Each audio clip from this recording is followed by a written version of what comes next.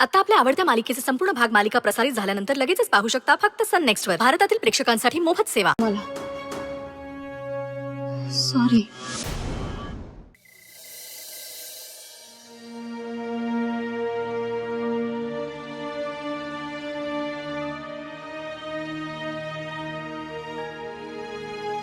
खूप उशीर झालाय. मणी सर अजून आले नाहीत.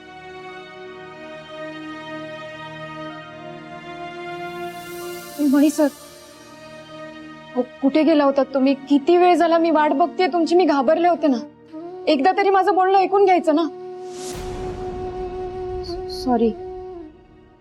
कुठे गेला होता हे विचारलं म्हणून रागवलात ना तुम्ही? मी नाही विचारणार यानंतर कुठे गेला होता. प्लीज असं रागवू नका ना. बायको म्हणून नवऱ्याला विचारणं की कुठे गेला होता हा तुमचा हक्क आहे. मी नवरा म्हणून मी खरं खरं उत्तर देणं हे माझं कर्तव्य. गेलो होतो बाहेर गेलो, परत यावंसही वाटत नव्हतं. स्वानंदी, आज पहिल्यांदा तुम्ही माझ्यापासून लांब गेला असं वाटलं मला. असो, तुमच्या प्रश्नाचं उत्तर. गेलो होतो बाहेर, एका बाकड्यावर बसलो, ट्रॅफिक बघितली तिथे.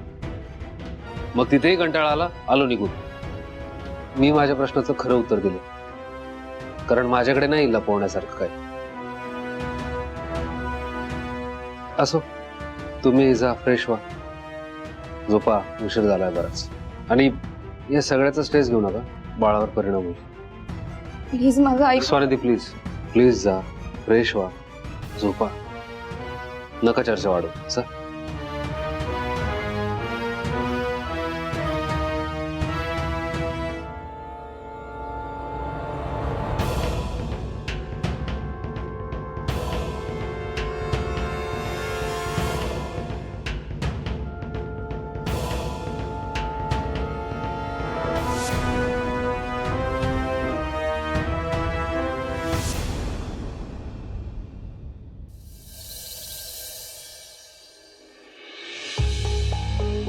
Good morning.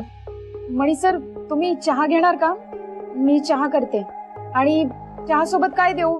चहा, खारी, बिस्किट, काय हवंय तुम्हाला?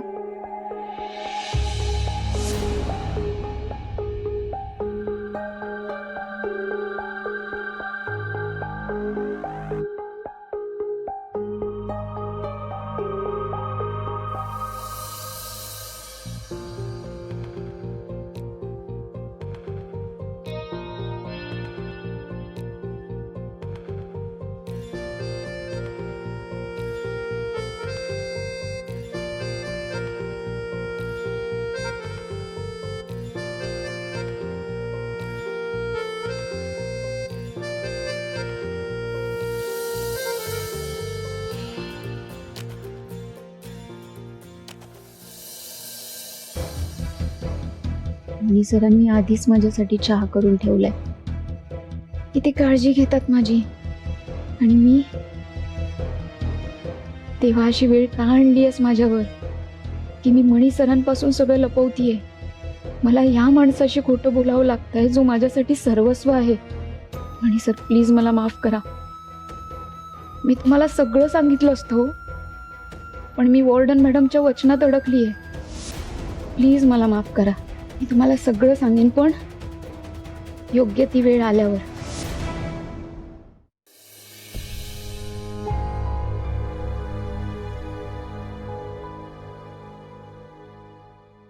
मणी सर, मी बंगल्यावरती चालली आहे. काही कामं बाकी आहेत.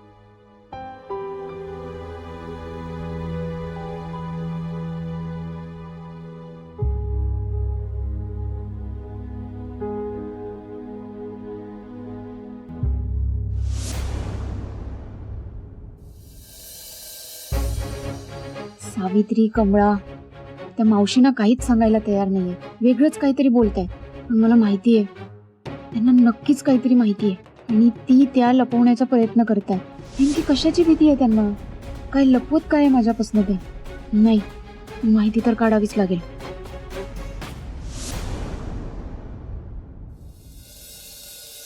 स्वानंदी, स्वानंदी, गेले कुठे दोघं?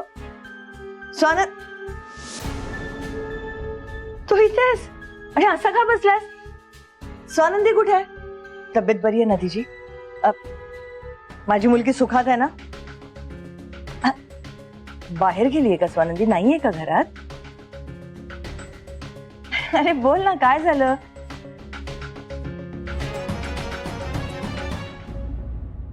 मॅडम काहीच ठीक नाहीये आणि बरं झालं तुम्ही आलात. मला कळत नव्हतं कोणासोबत शेअर करावं. तू आधी शांत हो. मला सांग, तुमचं भांडण झालंय का? अरे मग तुम्ही दोघं बोलून सॉर्ट करा ना, होईल सगळं ठीक. मॅडम स्वानंदी खोटं बोलायला लागली माझ्याशी. मला न सांगता अनेक गोष्टी काय करते, बाहेर फिरायला काय जाते न सांगता, आणि मी विचारलं तर खोटच सांगते. तू वेडा आहेस का रे?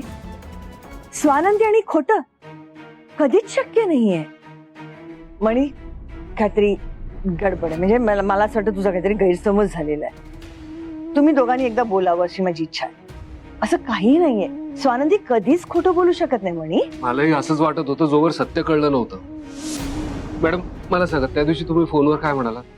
गणपती नंतर मी आणि स्वानंदी आम्ही दोघी भेटलोच नाही, बरोबर? आणि मला स्वानंदी काय म्हणते की मी नाही, त्या दिवशी हॉस्टेलला मॅडमला भेटायला गेले होते. जेव्हा की ती तुमच्याकडे आली नव्हती, ती दुसरीकडेच कुठेतरी गेली होती आणि माझ्यापासून लपवते. मला असं वाटतं म्हणे मिसकम्युनिकेशन झालंय काहीतरी. तुम्ही दोघांनी बसून शांतपणे बोला या विषयावर. हो, मग काल घरात साहेबांसमोर खोटं का बोलली देवळात गेले होते म्हणून? मी कव्हर अप केलं मॅडम ते. आणि खोटं पकडल्या गेल्यानंतर ती म्हणते की आहे असं काहीतरी जे मी तुम्हाला आता नाही सांगू शकत, वेळ आल्यावर सांगेन. म्हणजे आधी खोटं बोलायचं आणि खोटं पकडल्या गेल्यानंतर लपवाछपी करायची. आणि कोणच असं काय करते स्वानंदी? कोणाला भेटते आणि कोण आहे असा जो ती स्वतःच्या नवऱ्याला सांगू शकत नाही? कोण माणूस येतो? तुला कळतंय तू काय बोलतोयस ते? ती म्हणाली ना योग्य वेळ आल्यावर सांगेल म्हणून, मग सांगेल ना. धीर धर, थोडासा वेळ दे तिला. तुझी हिंमत कशी झाली असे घाणेरडे आरोप करण्याची? मॅडम मी काळजीपोटी विचारत होतो. त्या जर कुठल्या संकटात असेल तर मी त्यांना वाचवू शकेन, पण नाही. स्वानंदीला खोटंच बोलायचंय माझ्याशी, लपवायचंय त्यांना माझ्या. एखादी गोष्ट योग्य वेळी सांगणं म्हणजे लपवणं नाही. जिथे काळजी असते ना तिथे विश्वास असतो. गैरसमज आणि संशय फक्त इन्सिक्युरिटी मधनं येतात. इन्सिक्युरिटी? मी इन्सिक्युअर आहे? मी इन्सिक्युअर? बरं आहे मी इन्सिक्युअर, तर मग कोणामुळे? कोण येतो? तुझा फक्त गैरसमज झालाय म्हणे. आणि स्वानंदीवर वाटेल ते आरोप केलेले मी सहन करणार नाही, सांगून ठेवते. मला जेवढं बोलतायत तेवढं स्वानंदीला बोला नाही. यातलं 10% जरी बोलल्या तर वागणं बदलेल त्यांचं. आणि उद्या जर स्वानंदी कुठल्या